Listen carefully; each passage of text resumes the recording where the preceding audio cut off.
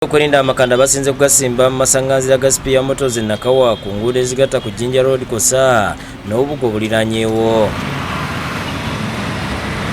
Ku nguudo ezimu ng'abadde talina sitiika takkirizibwa kuyitawo okuggyako ng'osoose kwewozaako nnyo olw'amagye ne poliisi ne bakukkiriza.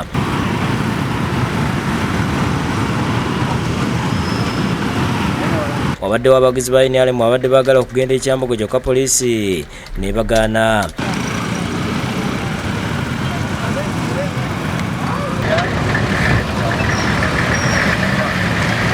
Bino nga bigenda mu maaso bbaasi ya kyenvu eyiseewo n'eddirirwa mmotoka z'omumyuka wa pulezidenti Edward Kiwanuka Ssekandi.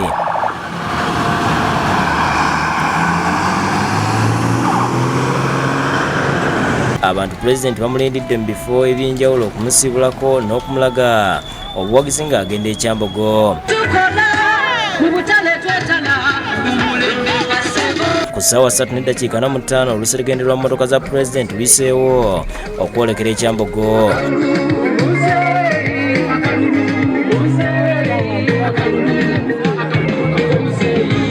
Abatambulira ku bigere nga badde e Kampala bo babadde bakkirizibwa so nga babadde badde ekireka n'entinda bagaaniddwa nga n'abakuumaddembe okuva mu bitongole by'ebyokwerinda abadde ku ppikipiki bagaaniddwa. Ku ssaawa 4 Pulezidenti Museveni atuuse mu kifo kino wakati mundu n'okuwaga okuva mu bawagizi be kyokka tayimiridde.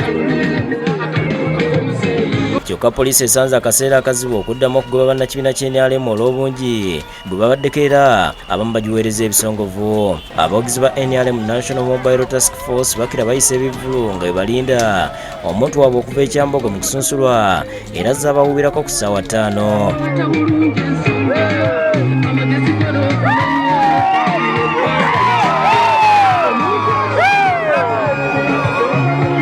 Oluvannyuma batambudde okuva ku bitaala bya Jinja Road okutuuka ku Mini Price.